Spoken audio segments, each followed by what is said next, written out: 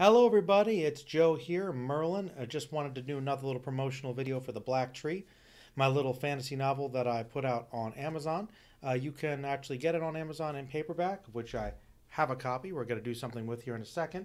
You can also read it on the Kindle if you have that digitally. And if you don't have a Kindle, you can actually read it on the Amazon Cloud Reader, which I found out because I actually don't have a Kindle, but I could still read it on there if I wanted to. So if you don't have a Kindle, that's fine.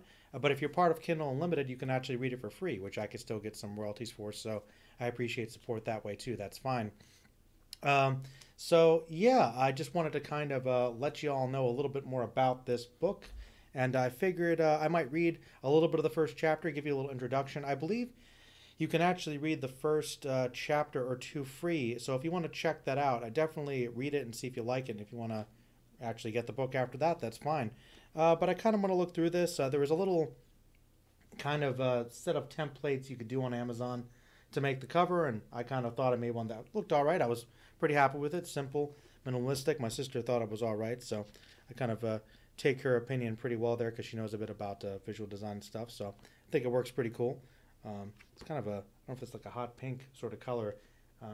Yeah, but basically I opened the book here and I just sort of it's one of those things where maybe I got overly excited, but I really wanted to include a lot of people in here because I did keep a lot of the process of writing the book kind of to myself because I was like, I want to get more of it done before I like let people know and get some feedback, but there was still a lot that informed it. Like I kind of basically said thanks to a lot of my old friends here, a lot of people that I played RPGs like Dungeons and Dragons and Pathfinder and stuff with. All Flesh Must Be Eaten, World of Darkness, all the tabletop RPG stuff. A lot of my friends, we had a lot of fun hangouts and adventures, and just kind of a little way of saying thank you for all the good input there, because there was definitely some inspiration. Just a lot of that creative energy I think I definitely got, at least from the initial idea years ago. So I'm just hanging out with everybody, just saying kind of thank you to all my friends, and a lot of acknowledgement to a lot of the you know people that would have inspired me. A lot of the classic fantasy authors there, though I realize now I think it was is it Kentaro Miura, the author of the manga Berserk.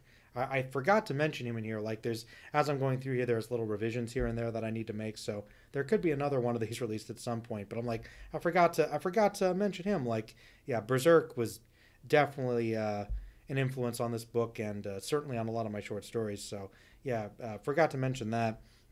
Also thanked my mom for introducing me to a lot of the fantasy stuff, like Harry Potter and Redwall and stuff like that, which I want to talk about at some point, because Redwall was a little bit of an inspiration for this too, at least in terms of some of the visuals, because there's that simplistic kind of language, and I'm always kind of surprised that it was marketed as a kid's book, because it really is just like medieval warfare, but with anthropomorphic animals. I'm like, a lot of the animals got like brutally killed a lot of the time. It's just like hard to believe. But I'm gonna read a little bit of this just to kind of give you an idea, and if you enjoy it, maybe it'll give you a little more incentive to read the book if you haven't already.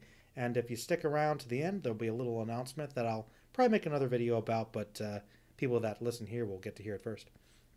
Or if you listen to the last podcast I did with Dan from Dan Reviews It about the time machine, you might have heard it there. But it's a long video. All right, Chapter 1. A recent rain had increased the swiftness of the creek's current. This swift but steady flow of water bubbled and hummed as it crashed against the various pebbles and branches.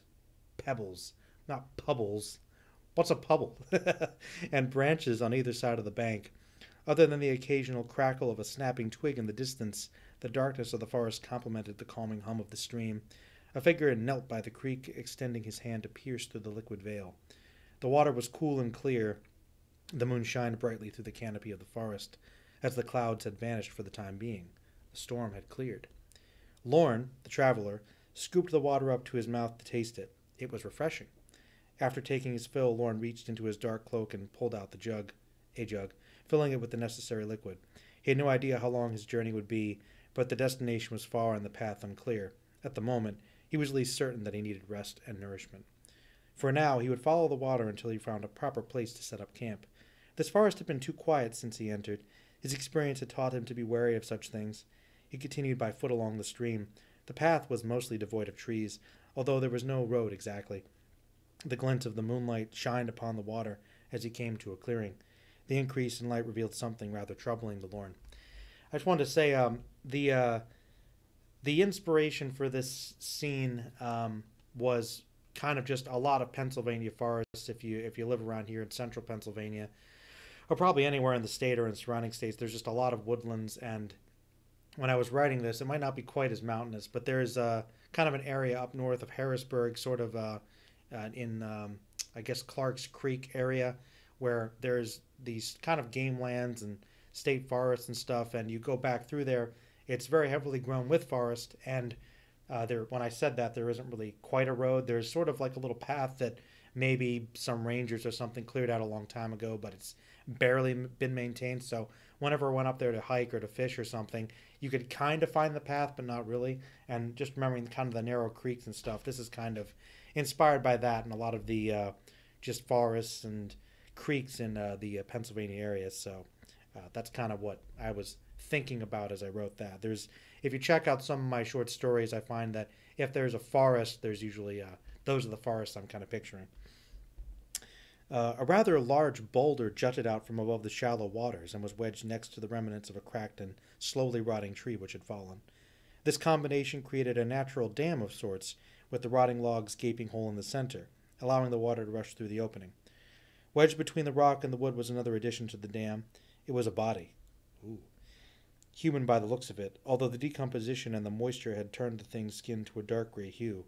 His eyes had sunken in and the jaw dangled open, with the flesh around the chin having been ripped off. An arrow protruded from the chest of the corpse. Lorne had suspected as much. Bandits often roamed these parts. He'd have to be careful. And that's probably all I'll read, actually, because I was actually thinking about trying to read the whole first chapter, but every time I did that, my voice got so hoarse. I'm like, I don't want to give away too much. That always kind of makes me like I've gone over that chapter a lot, of course, and I'm like, it's just like it's creepy, which I guess was the idea. So hopefully I don't disturb anybody too much. But yeah, I read a little bit of that, so that was a thing. So that was just a little taste of kind of the language for that. I hope it's accessible. I think that as I was going through it, there were like a couple little spelling errors and stuff and whatnot that I might have missed, a couple little grammatical things. So I do apologize for that. Like I said, there might be some revisions in the future, but I've been kind of going along and updating it. So it's possible that some people might have gotten slightly corrected things as they go along. That is a little bit of the Black Tree. And so if you are curious about that, please feel free to check it out through Kindle or through paperback. And if you want to, you can also check out my website where I have a bunch of my short stories if you're interested in some of my other writing to get a better idea of that. That's cool too. As far as the Black Tree goes, there is this, and I'm almost kind of done promoting the actual book, I think, at this point, but I actually am working with a narrator to get an audiobook done through Audible. And I'll probably make one more video about this in case people don't get to this point. I did think about narrating it myself, but that would honestly be a lot of work, and I was thinking about it, and they do encourage you to actually get a professional to do that. And so they have a lot of kind of freelance people that work through Audible to narrate, and I had a couple people audition. And there's this gentleman, Chris, who looked at the stuff and enjoyed the work. I guess he'd done some fantasy stuff before.